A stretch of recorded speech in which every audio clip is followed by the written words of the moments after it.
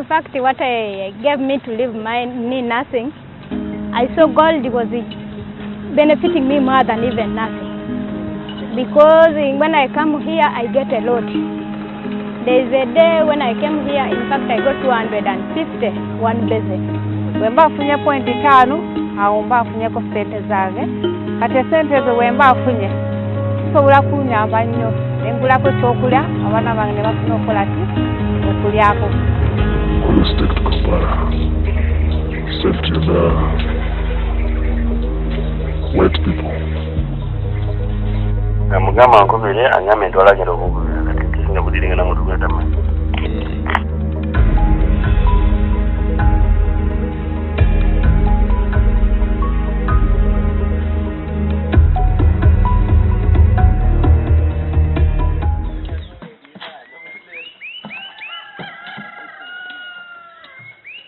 If you listen close enough, you can still hear the cocks crowing over the rising sun of Tida, a small village in the border town of Busia. Here, men are readying themselves to extract one of the world's most precious minerals, but their mine looks far from the impression that gold is associated with. This mine is one of the few legal mines in eastern Uganda, and one of the few mines registered to carry out artisanal mining in the country. With high levels of unemployment and biting edges of poverty, many of the people in this small community look to mining as a source of livelihood. Wafula Joseph, the chief miner here, has been at it for over 10 years. Okay, we have been working locally, mining locally, but you have been harvesting little. So, with that little of harvesting we used to educate our children through that. Every morning, he leads his miners down a 60-foot drilled hole in the search for the precious mineral. Getting it out is no mean feat. Once down, the miners scrape the ground and send up buckets of dirt like this one. This morning, 16-year-old Wesonga is among the miners. His is to ferry the dug-up ore to the site where it is washed, and in return, he gets a share of the ore to wash and search for the gold himself. He is about to get lucky, and part of his ore has washed up a tiny piece of the metal.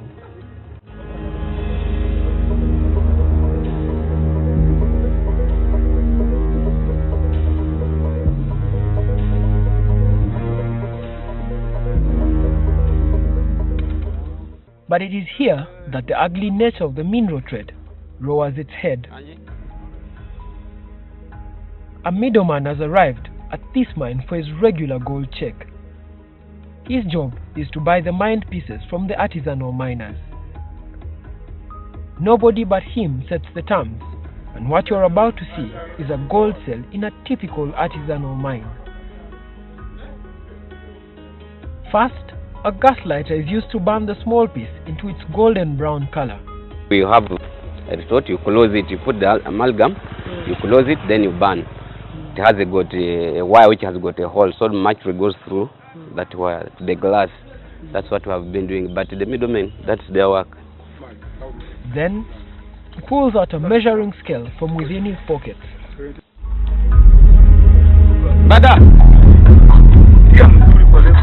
Then it is placed in a basin and switched on, and the miners are cautious. The small machine with a blue light runs a tally and picks a 0.17 gram. The middleman suggests that he will pay for only 0.16 grams, and the haggle barely stands due to the poverty.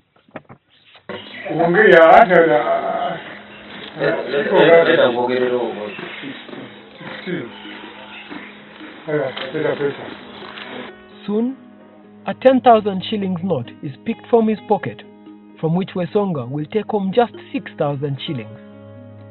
The other money is for rent and middleman fees.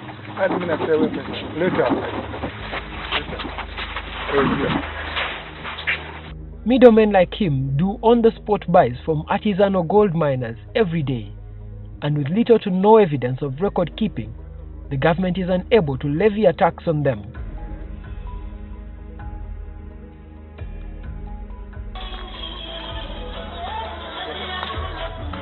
That job gets harder at mines like this one, an illegal one run at the back of a house and employing children.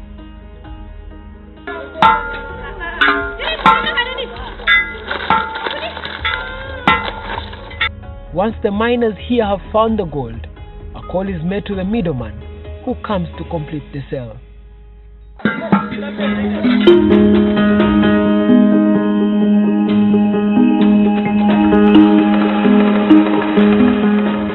The loose nature of trade in gold raises very stern questions on the seriousness that government has deployed in investing in and taxing the trade.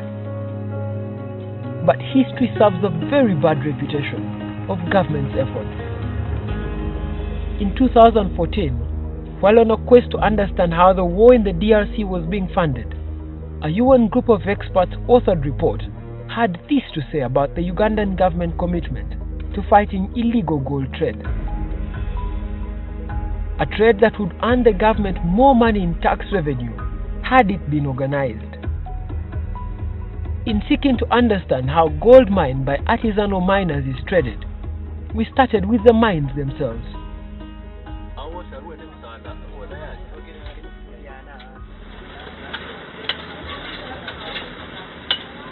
Under this sweltering heat, both men and women hum away in search of the ore from which the gold is mined.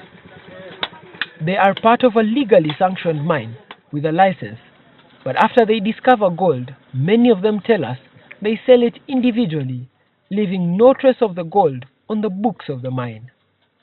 Tirankoze nnyo myaka nyingi ku gold. Naye wemba funa amayinja gange ku gold. Tugenda ne tutwala ku machine ne bassa, okumala okusa tutwala ku mazzi, tuteekamu makire ne tutandika okukola ki? Okwoza. Bwe tumala tuwaze okwoza, tutwala katambaala ne tukamula gold. Bwe tuba tumaze okukamula, tutwala ku gas ne bayokya. Kati okumala okwokya ne tuna ne batwala wali ku dikito ne bapima. Tufunye dikito meka. Wemba afunye 0.5, awo mba afunyeko sente zange. Kati sente ezo wemba afunye kisobola kunyamba nnyo. Nengulako ekyokulya, abaana bange ne bafuna okukola ki? Okulyako. What gave me to leave my nursing, I saw gold was benefiting me more than even nursing. Because when I come here, I get a lot. There is a day when I came here, in fact, I got 250, one basin. So it helped me to pay school fees for my child, was in phase 7, and even renting the land where I dig. Neko oba mitwalo ebiri, mutwalo tera saving.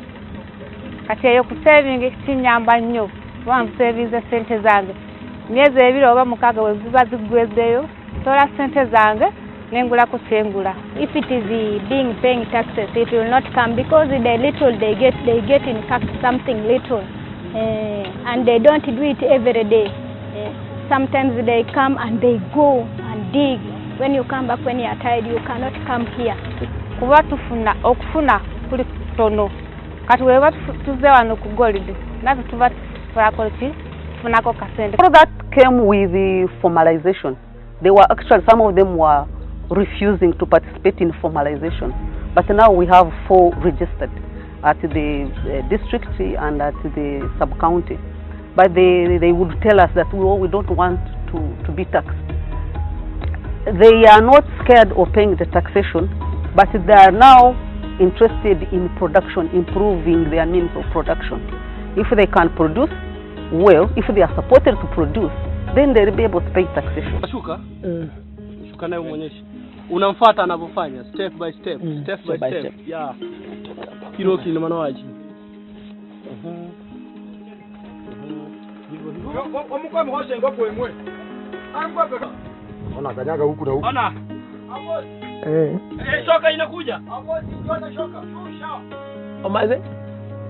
Shusha marefu.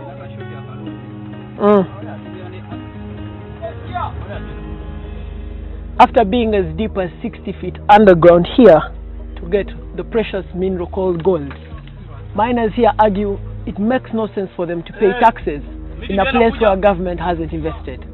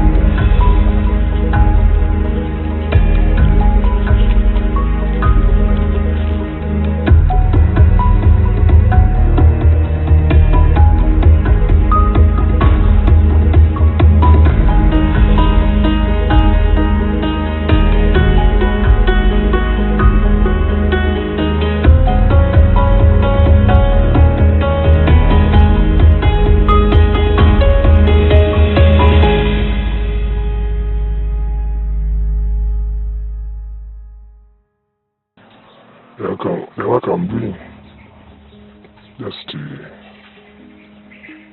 I work with mining. I always buy gold. That's my work. This middleman, who was accepted to speak to us on condition that we blur his identity, says he buys from them. I always buy gold. That's my work. And buy then get some profit. That's when encourages me to continue with buying gold. He also says he sells to quote-unquote white people in Kampala. Always take Kampala, sell to the white people.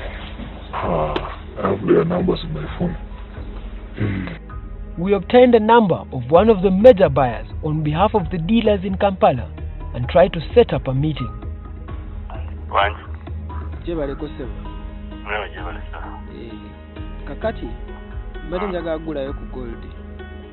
He was hasty and said he could not talk to us unless we had been recommended.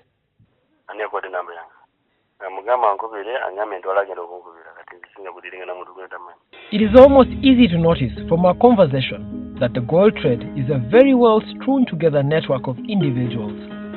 The miners can only sell their gold to middlemen they know, and the middlemen can only sell to buyers known to them or recommended to them. For a product that attracts huge sums of value, one would wonder why the mystery. It's a whole trading system that you can't trace who's doing what. There are so many people involved and very organized. On the grand scheme of a leaderboard, this shows how the gold trade maps out. After an artisan or miner picks the gold from the ground, they sell it to the middleman, who finances its cleansing and purification. Once the middleman has obtained the gold, they can choose to take it to a local cooperative from where it is registered, and a 5% tax is placed on it. Or he could accumulate it and send it to Kampala. In Kampala, only 2 buyers, we are told, are available and only buy from known contacts. One is under the tag name Patel and runs a franchise in Kamocha, while the other franchise is in Kololo. Report on report have provided what might be a clue to the gold industry of Uganda. From 2002 to 2006, 3 families, all Asian, ran and controlled 95% of all the gold exported out of Uganda. In their 2014 report, the UN group of experts fingered out these establishments as the dealers in gold. The 2 places are said to be owned by the 3 Indian families. Another separate OECD report pointed to the heavy involvement of key national military figures then in the trade and mining of gold from the DRC through Uganda.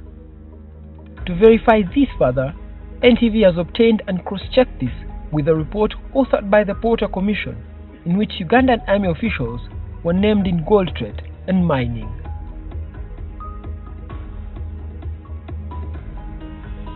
Like all minerals, gold is meant to attract a royalty that is divided 80%, 17%, and 3% between government, local governments, and landowners respectively.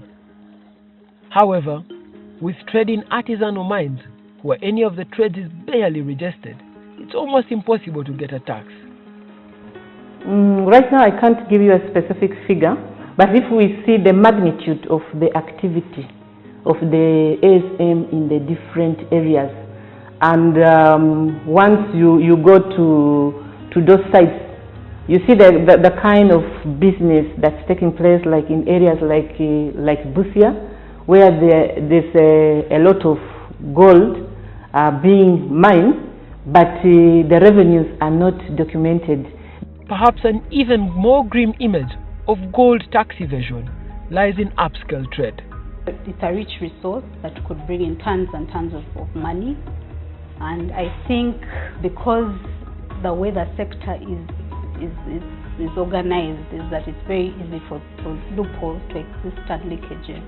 So I think it's a very interesting area for so many people. I mean, there have been so many stories in the media about, all this gold, scandals and stuff. So I think where the government needs to really take interest is it could actually provide some substantial amount of money. But then again, you might find within the system also there are people who are benefiting from it in its current state, that it's not organized. In the city, gold is revered. It forms the bedrock of luxury. In fancy watches to fancy phones, gold is a core product. There is no shortage of it in the headlines either.